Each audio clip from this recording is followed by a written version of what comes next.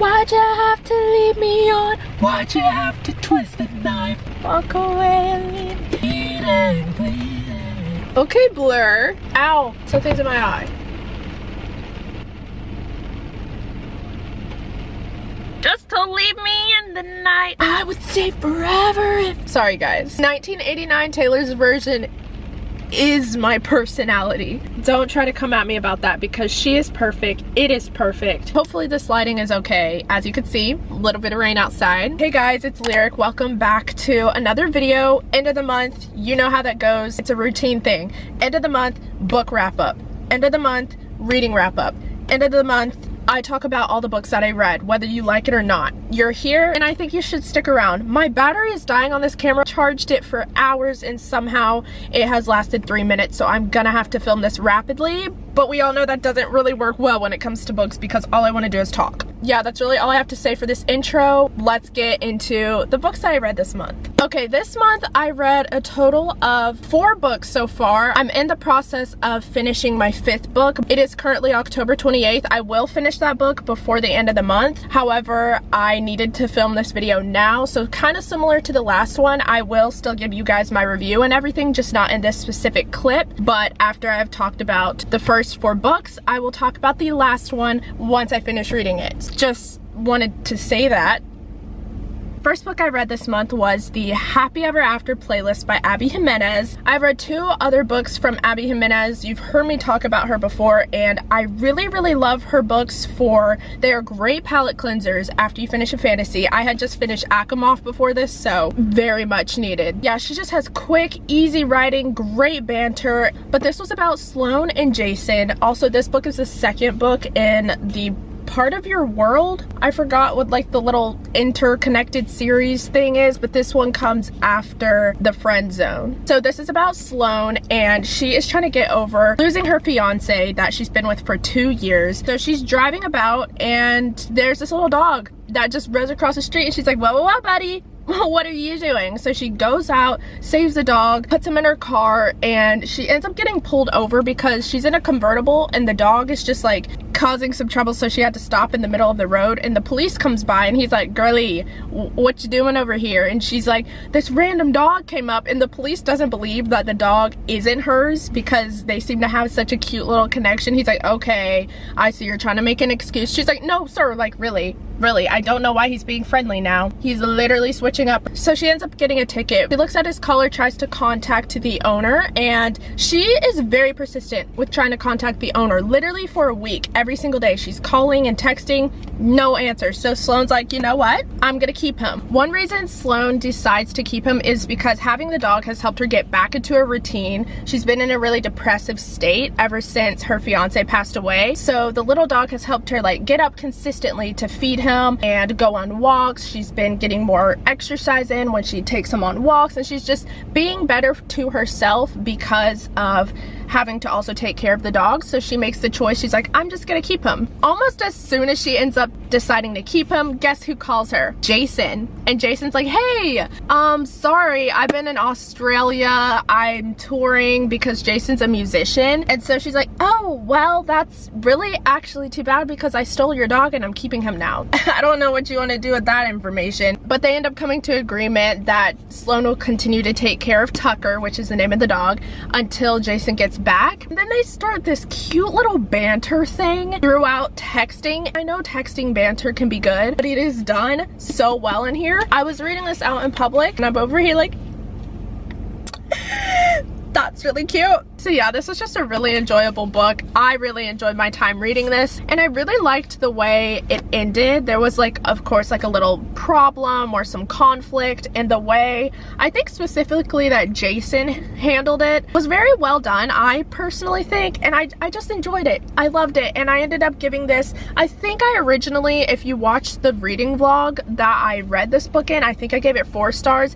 I'm bumping it down to 3.5 because I'm trying to be a little more strict / honest with my ratings. I'm always honest, but like sometimes when I think a little bit longer, I'm like, okay, it was good, but it's not like that good. So I ended up giving this 3.5 stars. It could probably even be 3.75, but we are going to put it at 3.5 stars right now. And yeah, that's my final rating. I would highly recommend this. If you finish a fantasy book and you want just a fun romance, Abby Jimenez, I love her books and they always leave me feeling safe. Like every time I finish one of her books, I feel like I'm being wrapped in a hug. I just feel safe, happy, content. Second book I read this month is a new release by Hannah Grace. This was one of my most anticipated reads ever since I read Icebreaker. At the very beginning of this year, I have been wanting to read Wildfire. I originally thought it was going to be about a different character. However, that's not to say I didn't absolutely love this book. This is about Russ and Aurora. I think she goes by Rory, like Gilmore Girls. But Russ is obviously on the hockey team. Don't get me started. Oh yeah, I forgot to mention, guess where I started reading this book? I already mentioned it in another video, but just a hockey rink. I was at a hockey rink when I started reading this book and it was perfect. It was so perfect. It couldn't have been more perfecter.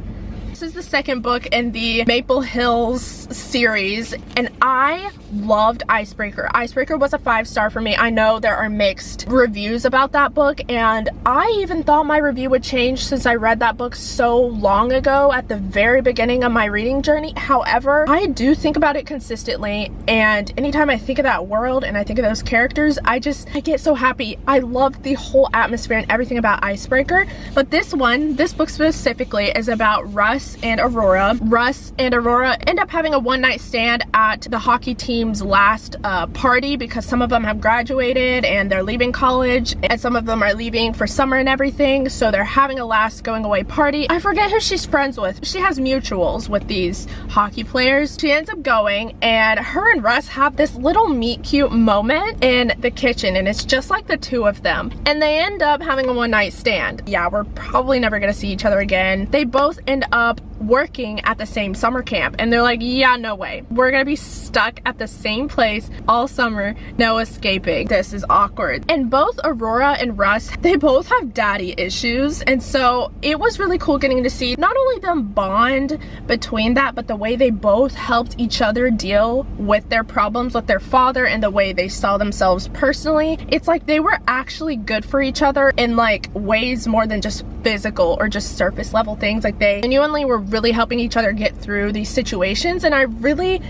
liked that. Also, in general, I just love seeing all the little cameos from the characters in Icebreaker and those characters have my heart. And Henry, I cannot wait for Henry's book. I'm pretty sure Henry's book is gonna come after Wildfire. I saw Hannah Grace mention that books are gonna alternate between like the school year, which is when hockey season is, and summer. And so during summer, the books will be set in summer settings, and then the next book will be centered around hockey. And that makes sense that this book wasn't about Henry because Henry is now gonna be the captain of the hockey team. And so since the next book will be centered around hockey, we will get to see him in that position, leading the team and everything, and I'm so excited for his story. I cannot wait for that.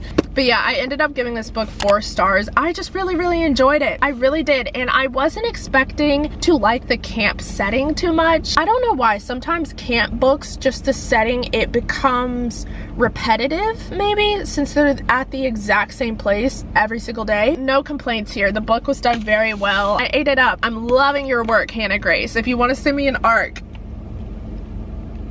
I would not be mad about that. No disappointment here. I would be overjoyed, thrilled, honored, actually. Yeah, just hit me up about that one. Also, can we talk about her covers? It's not focusing, it's focusing on my face. Hannah Grace and her covers are some of my favorite. They're just so pretty. All right, I'm turning my camera off between every single clip because I'm scared I'm gonna run out of battery. I would actually cry if that, oh my goodness, I hope that doesn't happen. I actually filmed a whole reading vlog reading this book and I'm not sure if I'm gonna upload it. Genuinely, actually, truly, for real, let me know in the comments if you want a reading vlog on this book because I already have it filmed and all I would have to do is edit it, but I'm just debating if like people actually want to watch it. So with that being said, the next book I read was Once Upon a Broken Heart by Stephanie Garber. Everybody's been talking about this. As I'm filming this video, A Curse for True Love came out a few days ago and everyone's going insane insane over it, as they should be. First off, I personally was gonna read this book a long time ago, but I wanted to read Caraval instead. And I know a lot of people say, like, you don't have to read Caraval to understand the story at all. Personally, I am gonna highly recommend it because it just gives so much more backstory, so much more understanding into specifically Jax, who is the MMC in this book. It gives you a lot of his backstory, and there is I'm just gonna call it an incident that happens to Evangeline, who is the FMC in this book, and it happens towards the beginning of this book. And while she is in this specific state for about 6 weeks time, she comes out of this little situation that she's in, and a lot of things have changed throughout that whole time that she's been away. That is when Caraval took place. That is when that whole trilogy took place. And so it makes a lot more things make sense about the way Jax is specifically, and the way magic and the area works, and the way we even have a few characters from Caraval that interact in this book. And so although you can understand this book and everything without reading the whole trilogy, I personally think it's going to be much better if you read it. And also, I just love the trilogy in general. I love the Caraval trilogy, but we're not even talking about that right now. So yeah, this book is about Evangeline, Fox, and Jax. Evangeline's stepsister is about to marry the love of her life, and Evangeline's like, yeah, this is not right. Something's off, because she knows this man so well, and she's like, I think he's under a curse. So she strikes a deal with the King of Hearts. If you read the Caraval trilogy, you would know striking a deal with Jax is almost self-sabotage. Jack is a fate, so he has a lot of magic. He's really powerful in this world and this whole story. He has a lot of power, and the fates are known for being able to tell the truth, but they twist it in a way where it sounds like you're getting everything you've ever wanted in this deal, but there's obviously like so much that they're low-key hiding and low-key kind of manipulating in a way, but still telling the truth. So you end up getting caught into like this horrible deal that's literally not good. So that's what Evangeline does, and she ends up, things go downhill. I don't want to talk too much about the premise of this book before you read it, because it's going to be so much better if you just kind of go into it. After reading Caraval, this book was amazing. This book was great, and it is the first book. I have heard that it's definitely nowhere near as good as the second or the third one. It's definitely more of a book to set things up. It's getting things ready and prepped for the other two books in this trilogy, but it is still done so well. I don't know how to put this into words right, but there is something about the way Jax is written. He will do the most horrible feral things. This man, like, really honestly doesn't even do too many great acts yet, but you're still falling for him, and I can tell you that from Caraval. Before I even knew that Jax was in this book, while I was reading Caraval, I was dying for a book about Jax, even though his role in those books should not have me feeling that way. Something about the way he's written and his posture and his demeanor, he just pulls you in, and I feel like if I was in these books, I would be in trouble. I would be in trouble because I don't even have like a good reason to be feeling that way towards him. Miss Stephanie Garber eats up the writing because somehow she makes magic actually real. She makes it real. I believe that this magic exists. You cannot tell me that's not true. I ended up giving this book 4.25 stars. It was just really good. I do think my rating actually would be a little bit lower if I hadn't read the Caraval trilogy before, because that trilogy just, it makes you understand Jax a little better. I have talked way too long about this. 4.25 stars for Once Upon a Broken Heart. The fourth book that I read this month was In the Likely Event by Rebecca Yarros. Guys, I've already talked about her a lot. She's the author of Fourth Wing. Oh my god, oh my god, Iron Flame comes out in a week and a half. Okay, back on track. If you don't know what Fourth Wing is, I actually feel bad for you. Rebecca Yarros is the author of Fourth Wing. I gave that book 6 stars. She's also the author of The Last Letter. I also gave that book 6 stars, even though The Last Letter absolutely tore me apart. Literally tore me apart. It was so beautiful. It's such a good book. Izzy and Nate meet on a plane. They're just having this cute little fun conversation, easygoing. They take off, and within, I think it says like 90 seconds or so, their plane goes down, and they both survive it. Nate ends up saving Izzy's life and taking her to the hospital, keeping her safe, like making sure her sister arrives and everything. Nate is in the military, so he gets called away to go do his military stuff. And so before Izzy wakes up from her unconscious state, Nate is gone. So Izzy wakes up and she's like, where is he? Like, I don't even know his name. I don't know how to find him. I need to know. We're having a good conversation. Things are going great. She ends up finding out his name because he left his bag and he had to sign papers and stuff, and ends up he had to sign the papers as Izzy's husband because that was the only way they were gonna let him go back there, and he was not gonna let her just be around in the hospital unconscious without anyone. But long story short, they go throughout their lives, and we're switching between the timeline of when they met and the current timeline, which is 10 years later. So 10 years later, Nate ends up being assigned to protect Izzy. Izzy is in politics and she's in a very important role, and Nate obviously in the military. He's tasked to take care of her. However, they are kind of in war territory in Afghanistan area somewhere out there, I think. There are literally wars and territories around them that are being taken. But yeah, we switch between the two timelines, and when they meet in these 10 years, they're not together. I haven't even looked at other people's opinions on it. I loved it. I had so many moments where I was reading it and I ended up crying in public. I didn't even try to hide it. There are some moments in here that are just so beautiful. Rebecca Yarros writes a mean romance book. Her romances crush me. I just really love books that make me feel. Even if it's like super strong and super sad, I just love it. This book did exactly that. There are so many moments. I'm literally later on gonna go through it and take pictures of some quotes that I loved,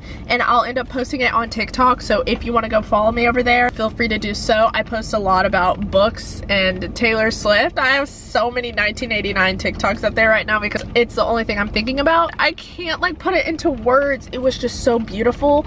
And the ending, I would highly recommend this book. I ended up giving this 4.2 stars. Such a good read, guys. Rebecca Yarros, she's so talented. I can't. So those are the 4 books I have read as of now, and I am going to pass you guys on to future me, and I'm going to talk about the next book I read, which was a new release, and it's King of Greed. So go listen to me talk about that. I'm forcing you to. Go listen. Hey guys. I'm sure a lot of you guys have heard of Anna Hong. She is the author of the Twisted series. I actually think about it quite frequently, specifically Twisted Games and Twisted Lies. And then she also has a new series that she's currently working on, and it is the Kings of Sin series. She has released King of Wrath, King of Pride, and King of Greed just came out recently, actually not even a week ago. But this whole series is about millionaires. Each one is focused on one of the 7 sins. So obviously King of Wrath and King of Pride, and then this was King of Greed. This book is about Alexandra and Dominic. Alexandra and Dom have been married for 10 years, and at the beginning of this book, they end up splitting up. And so a majority of the book is about Dom trying to win Alexandra back because he actually still loves her and he wants to get back together, but they have actually divorced. And Alexandra's like, you're done. You put your company before me so many times. I can't do that to myself anymore. I need to put myself first, and clearly you're not gonna do that. So I'm gonna do it on my own. So that's like the main premise for this book. And I'm not gonna lie, I think out of all of Anna Hong's books that I've read, which is close to 6 now, I think this was my least favorite one. However, I still liked it. There's just something about the fact that Alexandra and Dom were married for 10 years, and knowing that this book is about the 2 of them, it's like I know they're gonna most likely end up together. There's gonna be some trouble, there's gonna be some struggles, but 10 years of history is not just gonna, you can move on from it, but it's just such a big amount of time. So it was hard for me to even consider that they wouldn't be a possible thing. I was like, yeah, they're obviously, everything's gonna work out fine. One thing about Anna Hong is she writes like these good one-liners. She has a lot of solid one-liners, and I know she was posting a lot of them, like a lot of quotes from this book, to kind of advertise the release. I might even do like a TikTok post of cool quotes and stuff, because there were some good quotes in here. It was still an enjoyable book. I just love her writing style, I guess, and the type of men she writes about